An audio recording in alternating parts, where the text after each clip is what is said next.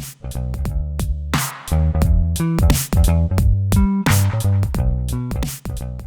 my name is Destini Ramsey and this is Susan Gearhart, and we're from a world of education and counseling, so we get the benefit of seeing both sides.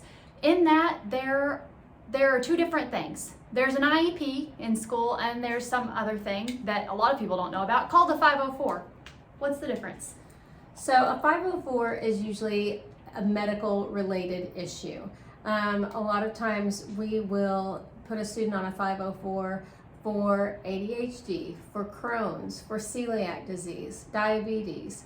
An IEP is for a learning disorder, so something that affects your ability to learn. Another difference between a 504 and an IEP is that a 504 changes how you access the material, whereas an IEP modifies the material. And a lot of times those are confused. Another thing, the 504 is through the Office of Civil Rights, while the IEP is through the Department of Education. And so those are also two things that you should be aware of. Both have an important place in the school system and in the educational system. Both are necessary. As Susan said, sometimes they are confused. And so as a parent, you have a right to decide what your child has access to. If they're wanting to put the child on an IEP and you don't feel as though it's best, go get a second opinion. You don't have to sign an IEP. You have a right as a parent to deny that. However, IEPs are there to help the child. They are there to help them learn and get the best education possible for them to be as successful as students and ultimately successful people in the world.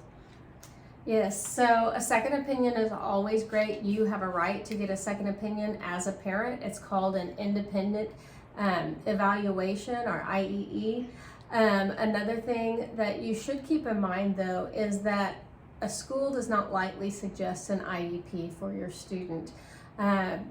A lot of times I've seen parents get defensive over the fact that the school is suggesting an IEP, and the truth is that your teachers, your school psychologists, your school counselors, they just want the best for your child. They don't want to label your child, they just want your child to be able to access their education in a way that best suits them. If your child is coming up and the school is suggesting an IEP or a 504, sometimes to help that is to go and get counseling. Susan and I are here loving to work with kids, and if you want us to help you and your child succeed and learn more about these things, we would love to help.